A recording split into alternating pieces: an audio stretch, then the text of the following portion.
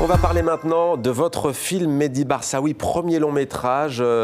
Au départ, un week-end, une fin de semaine idyllique d'une famille tunisienne.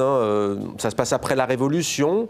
Un couple donc qui part en week-end et il va y avoir un accident. Le père s'appelle Fares, la mère s'appelle Meriem, le garçon s'appelle Aziz, il a 9 ans. On va regarder, avant de vous entendre, la bande-annonce de votre premier long métrage.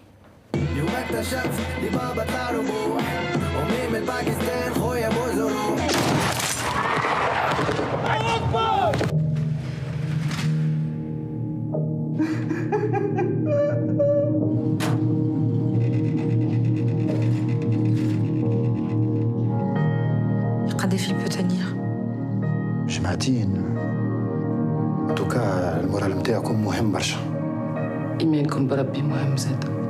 ما عادش نحب نزيد نستنى لي زاناليز. جوستومون سي بن يوسف فما مشكله في لي زاناليز حاجته بدون دورغان هذاك علاش حاطيناه سير ليست داتونت تاع الكريف. نعرف اللي ثقافه التبرع بالاعضاء في تونس ماهيش موجوده زلنا متوخرين برشا. ولدك؟ والله البلاد مشات 150 مليون وعزيز يسلكها ويخرج منها. شنو؟ كل مشكله عندها حل. حاجنا بيه باش ناخذ قرار. قرار نتاع شنو اللي باش تاخذوه؟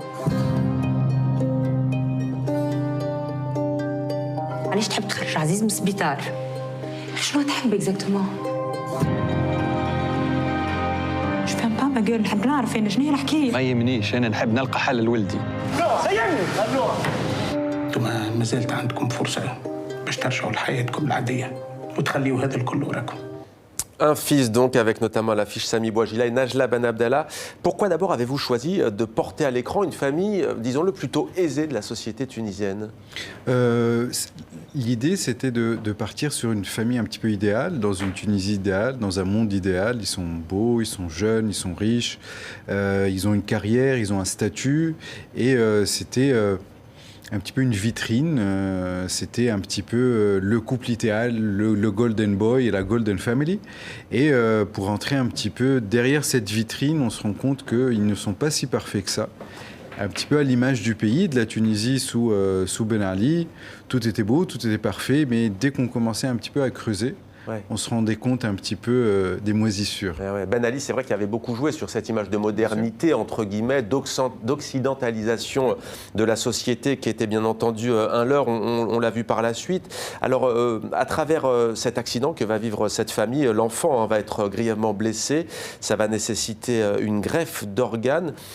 Pourquoi avoir décidé de parler aussi de cette question taboue, c'est ça? En fait, ça reste un tabou plus culturel qu'autre chose. Le don d'organes, la législation est là, elle est très claire, ça sauve des vies, mais pas assez encore, malheureusement. Donc je reste convaincu que c'est encore un tabou culturel. On va y arriver, ça prend un petit peu plus de temps, mais on est en train d'y arriver. Et du coup, je voulais en parler d'abord. Je n'étais pas derrière mon bureau à me dire oui, j'ai envie de parler du don d'organes. Ça s'est un petit peu imposé par l'écriture du scénario. Et après, je trouvais que c'était important d'en parler car c'est censé être un acte des plus généreux qui soit. Et quoi de mieux que donner un petit bout de soi pour sauver des vies. Donc, Alors, en filigrane de votre film, on sent une critique de la Tunisie qui passe souvent pour plus émancipée, la plus émancipée du monde arabe. Ne l'est pas tant que ça au fond, il est question de conservatisme. Cet accident, qu'est-ce qui va changer au fond pour ce couple ? Sans déflorer, sans spoiler, comme on dit. En fait, il va un petit peu tout changer. Et c'est un couple qui voit un petit peu tous ses repères s'effondrer. C'est un film sur l'émancipation féminine, certes, mais c'est un film aussi sur l'émancipation masculine, sur l'émancipation d'un couple. Comment on s'affranchit un petit peu des dogmes qui pèsent sur nous.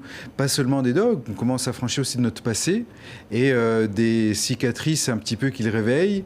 Du coup, mais finalement, ça reste une histoire d'amour entre un homme et une femme qui, à un certain moment, se perdent et qui vont réapprendre à se retrouver.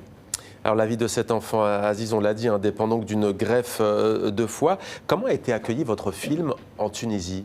Très très bien. Le film, jusqu'à la semaine dernière, il était encore à l'affiche. Il est resté plus de 8 semaines. Donc on peut parler d'un succès. C'est un film, vraiment, j'ai voyagé avec du nord au sud, d'est en ouest de la Tunisie. J'ai vraiment fait beaucoup de débats. Et il y avait beaucoup de bienveillance, beaucoup de générosité, surtout de la part des femmes tunisiennes. Ouais. Et je je reste convaincu que le salut de ce pays viendra des femmes. En Ouais, fait. et les hommes, pour le coup, comment ils réagissent? Parce que vous interrogez, vous l'avez dit, le dictat, la virilité imposée aux hommes aussi, Oui. parfois dans les sociétés patriarcales. Il y a certains hommes qui, je ne veux pas dire refusent le film, non, car ils ne le refusent pas, mais qui voient une critique un petit peu de leur virilité, de leur masculinité, et du coup, qui ont tendance un petit peu à se replier. Mais je pense que finalement, ce qui a touché la plupart des Tunisiens, c'est que c'est un film qui parle d'une famille et ça parle d'amour. Donc et comme on est tous régis un petit peu par l'amour, et beaucoup de personnes arrivent à s'identifier à ce film-là, en fait. Ouais. On a appris qu'en France, les rassemblements de moins de 100 personnes étaient désormais interdits à cause du coronavirus. À vous, c'est votre premier long métrage. Le film est sorti mercredi en France, le 11 mars. Exactement. Comment est-ce que vous appréhendez cela? Est-ce que vous comprenez? Est-ce que c'est frustrant? C'est frustrant, je l'avoue, c'est un petit peu... mais malheureusement, voilà, la santé des gens prime avant tout. Certes, nous sommes un petit peu déçus, surtout que le film a bien commencé ses 2 premiers jours d'exploitation en France. En plus, il est sorti dans 134 salles en France, ce qui est assez rare pour un film. Est-ce que vous avez des tunisien. informations? Est-ce que vous savez, c'est vrai que c'est très flou en ce moment, si ça sera prolongé d'autant ou si ça marche malheureusement pas du tout comme ça? On a un distributeur. Malheureusement, je n'ai pas, on n'a pas l'instant, encore tous ces détails, mais en tout cas, je veux remercier mon distributeur Jour de Fête qui vraiment fait des efforts incroyables pour que le film reste en salle et pour que les gens le voient surtout.